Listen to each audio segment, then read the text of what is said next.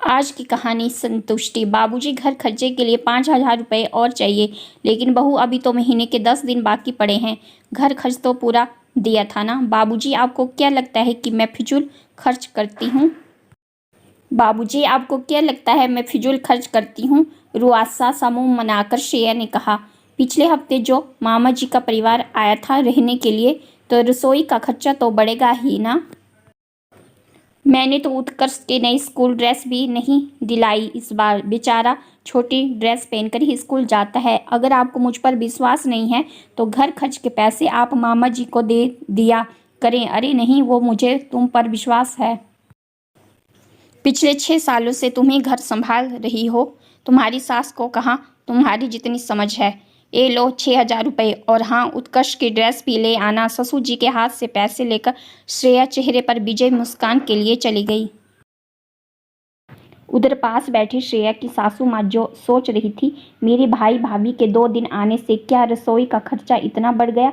वह अपने साथ इतनी सारी मिठाइयाँ और तोहफे भी तो लाए थे, उसका जिक्र तो बहू ने नहीं किया। श्रेया की सासू माँ अनपढ़ थी, इसलिए श्यामलाल उन पर ज़्यादा विश्वास नहीं करते थे। यही सोचकर मैंने अपने बड़े बेटे के लिए पढ़ी लिखी बहू लाने का फैसला किया था। श्रेया इंटर पास थी, सुंदर भी थी, इसलिए उन्होंने अपने बड़े बेटे सुशील की शादी श्रेया से करवा दी। वैसे तो श्रेया अच्छी थी, घर में सबसे ज़्यादा पढ़ी लिखी थी और घर के हर काम में निपुण थी, लेकिन इसी बात का फ़ायदा उठाकर वह सासू माँ को हर बात में नीचा दिखाने की कोशिश करती थी। श्यामलाल ने भी धीरे धीरे घर चलाने की सारी जिम्मेदारी श्रेया पर ही डाल दी। श्रेया जो कहती परिवार वालों को वही सही लगता। श्रेया हर बार घर खर्च के पैसों को कम बताकर किसी न किसी बहाने और पैसे ले लेती। उसकी सासू को हिसाब करना नहीं आता था और बाकी कोई उससे हिसाब मांगता ही नहीं था।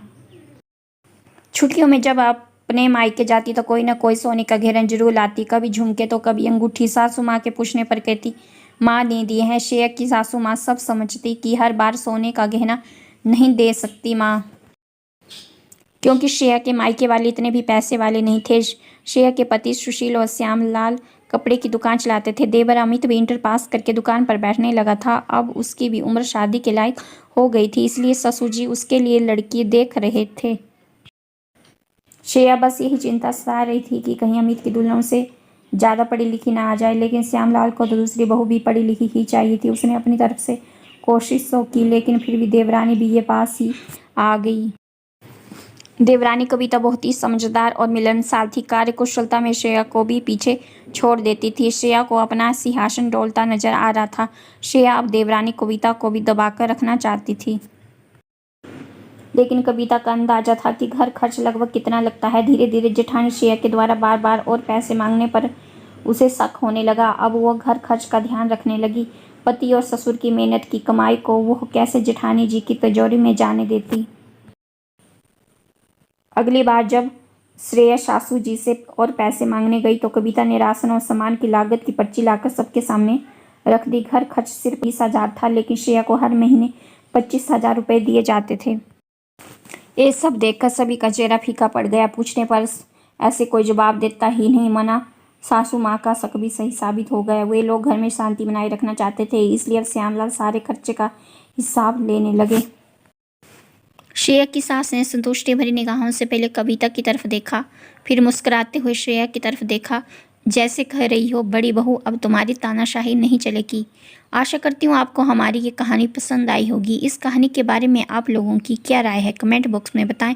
कहानी अच्छी लगी हो तो कहानी को लाइक करें, चैनल को सब्सक्राइब करें और आगे इसी तरह की अच्छी अच्छी कहानियाँ देखने के लिए हमारे चैनल से बने रहे। धन्यवाद।